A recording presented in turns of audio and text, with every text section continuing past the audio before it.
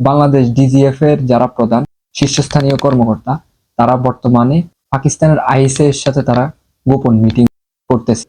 তারা এই বিষয়টা পুরোপুরি জনগণের সামনে উন্মোচন করতেছে না। কারণটা হচ্ছে গিয়ে কি, এখানে যে আইএসএ এর সাথে তাদের একটা সিক্রেট ডিল হচ্ছে, এবং এটা হোল্ড করা হচ্ছে গিয়ে বাংলাদেশ জামায়াতে ইসলাম।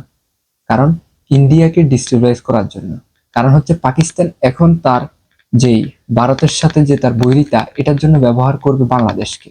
কারণ তারা এখানে তাদের অ্যালায়েন্স জামায়াত ইসলামকে তারা পাওয়ার হোল্ডে এনেছে। হ্যাঁ, আমেরিকার সাথে হাত হাত করে। ইউনূস যখন বর্তমানে আমেরিকাতে আছে এবং সেইখানে সে জামায়াতের যেই ভাইস প্রেসিডেন্ট, জামায়াতের যে ভাইস প্রেসিডেন্ট আব্দুল্লাহ আবু তায়ের, উনি আমেরিকাতে বাংলাদেশি ওনার জামায়াতে ইসলামের একটা কনফারেন্সের মাধ্যমে বলে যে 50,000 নাকি বাংলাদেশি যুবক তারা রেডি, প্রস্তুত আছে ইন্ডিয়ার সাথে যুদ্ধ করার জন্য। এরা হচ্ছে গিয়ে কারা?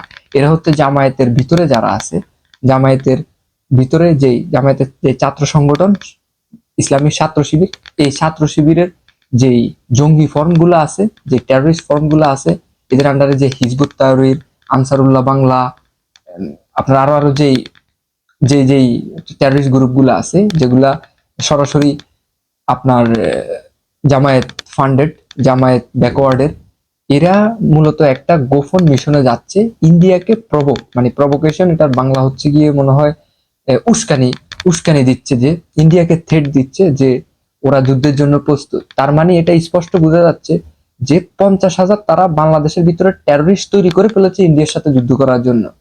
এখন এদের হচ্ছে গিয়ে পিচের যে ব্যাকওয়ার্ড পাওয়ার, কারণ এরা যে পলিটিক্যাল ফর্ম, জামায়াতের যে পলিটিক্যাল ফর্ম, সেটাকে তারা মানুষের কাছে প্রমোট করার জন্য এন্টি ইন্ডিয়া, মানে এটা হচ্ছে তাদের ভোট ব্যাংক, নির্বাচনে ভোট ব্যাংক, মানে মানুষকে বুঝানো যে আমরা এন্টি ইন্ডিয়া, ইন্ডিয়ার বিরুদ্ধে একটা যুদ্ধ পরিস্থিতি তৈরি করা, দেশের মানুষকে বোকা বানিয়ে তাদের স্বার্থ হাসিল করা। এটা হচ্ছে কি তাদের জামায়াতের সম্পূর্ণ এই প্রভোকেশনটা তাদের। তারা ইউনূস এবং আইএসএ এর সাথে হাত হাত করে বাংলাদেশ ডিজিএফ এর ভিতরে, আপনি এই যে যারা বিদেশে কথাবার্তা বলে না, ইলিয়াস পিনাকি, এরা হচ্ছে গিয়ে এরা হচ্ছে গিয়ে জামায়াতের পেইড এজেন্ট। এরা আপনার এই দেশকে ধ্বংস না করা পর্যন্ত এদের শান্তি হবে না। ডিজিএফ এর ভিতরে এরা গত 15 বছর বলেছে শেখ হাসিনার আমলে যে ডিজিএফ এর ভিতরে রয়্যাল লোক, 5ই আগস্টের পর একজন রয়্যাল লোকও কেন খুঁজে বের করতে পারলো না। ডিজিএফ আই সরাসরি কন্ট্রোল এখন হচ্ছে গিয়ে আইএসআই সিআই এর আন্ডারে। হ্যাঁ, এবং আইএসআই সিআই এর মাধ্যমে ডিজিএফ এর যারা ঊর্ধ্বতন কর্মী, এরা হচ্ছে জামায়াতের পেইড এজেন্ট। এরা জামায়াতের ব্যাকওয়ার্ডে কাজ করে, জামায়াতের পাওয়ার হোল্ড করে। এখন যে আইএসআই এর সাথে যে তাদের যেই সিক্রেট যেই আপনার মিটিং, সেই মিটিং এ হচ্ছে গিয়ে ওদের ডিল হচ্ছে। কারণ গোপন অস্ত্র বাংলাদেশ চট্টগ্রাম বন্দর নিয়ে যেহেতু বিতর্ক, সেখানে তাদের অবৈধভাবে অস্ত্র আমদানি হচ্ছে পাকিস্তান থেকে। তারা এখানে বিভিন্ন মিলিশিয়া গ্রুপ, টেররিস্ট গ্রুপ তৈরি করছে। এটা জামায়াতের আমিরের স্পষ্ট কথা। ও 50,000 স্পেসিফিক ভাবে কেন বললো? কারণ সে 50,000 টেররিস্ট তার জামায়াত শিবিরের ভিতরে তৈরি করেছে ভারতের সাথে যুদ্ধ করার জন্য। তারা উস্কানি দিচ্ছে ভারতের সাথে যুদ্ধ করবে। কেন আমাদের ভারতের সাথে যুদ্ধ করতে হবে? কেন? আমরা একটা স্বাধীন সার্বভৌম রাষ্ট্র, আমাদের পৃথিবীর কোনো দেশে যুদ্ধ চায় না। এই যে আমেরিকা তো কোনো দেশের সাথে সরাসরি যুদ্ধ করে না, ও ফক্সি ওয়ার খেলে। হ্যাঁ, তো আমরা কি এমন হয়ে গেলাম যে আমাদের যুদ্ধ প্রয়োজন? আপনারা এই জামাত বাংলাদেশ 71-এ 7 কোটি মানুষের বিরুদ্ধে গিয়ে তারা যখন মানে গণহত্যাকে প্রমোট করেছে, এরা তো ইসরায়েল নেতানিয়াহুর আদর্শের মতাদর্শ। এদের সাথে কোন রকম কোনো কন্ট্রাডিকশন হবে? এদের বিরুদ্ধে যদি বিদ্রোহ ঘোষণা করতে পারেন, এটা হবে সবচেয়ে বড় ইমান, রাষ্ট্রের ইমান, আল্লাহ যেটা বলেছেন। আমার কথা হচ্ছে যে এখন সিক্রেট যে তাদের যে মিশনটা, এটা হচ্ছে বাংলাদেশকে সরাসরি ডিস্টেবিলাইজ করার জন্য ইন্ডিয়ার সাথে একটা যুদ্ধ পরিস্থিতি তৈরি করা। কারণ বাংলাদেশে 5ই আগস্টের পরে পাকিস্তান বাংলাদেশের সবচেয়ে বড় অ্যালায়েন্স হয়ে গিয়েছে। আমেরিকা পাকিস্তানে ফান্ড করে, সেখানে পাকিস্তান টেররিস্ট গ্রুপ তৈরি করে।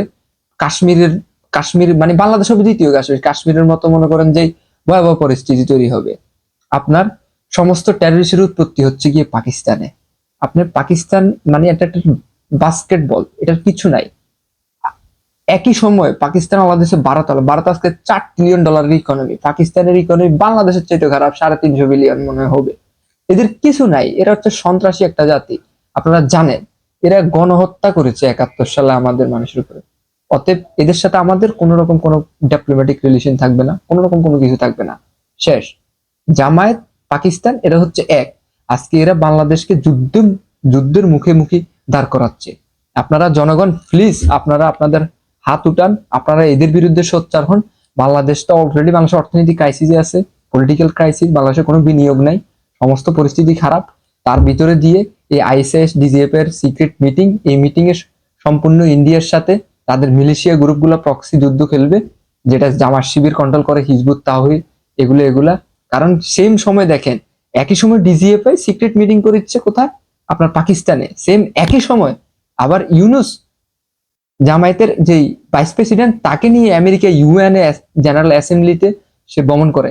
সেইখানে তারা বাংলাদেশের কমিউনিটির কাছে স্পষ্ট বলে দিয়েছে যে 50,000 নাকি তাদের যুব সমাজ তৈরি হয়ে গেছে। মানে এটা হচ্ছে টেরোরিস্ট, ছাত্র শিবিরের ভিতরে যারা টেরোরিস্ট তাদেরকে সে ট্রেন দিয়েছে, রেডি করেছে।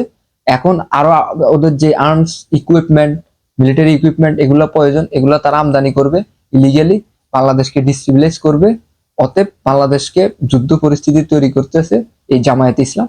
আপনারা এদের বিরুদ্ধে সোচ্চার হন, আপনারা প্লিজ এদের বিরুদ্ধে সোচ্চার হন। এরা আইএসআই এর সাথে হাত হাত করে বাংলাদেশকেও মনে করেন দ্বিতীয় একটা পাকিস্তান টেররিস্ট কান্ট্রি বানাতে চায়। এই হচ্ছে গিয়ে মূল কথা। আপনারা অবশ্যই ওদের মানে ওদের অ্যাপয়েন্টেড, এরা তো লবিং এর ভিতরে, ইউনুস জামাত এরা তো লবিং এর ভিতরে এসেছে না। এখন এদেরকে আপনারা থামানো প্রয়োজন। আমি মনে করি জনগণ হাত উঠান, সোচ্চার হন, এরা বাংলাদেশকে যুদ্ধের মুখী তৈরি করেছে।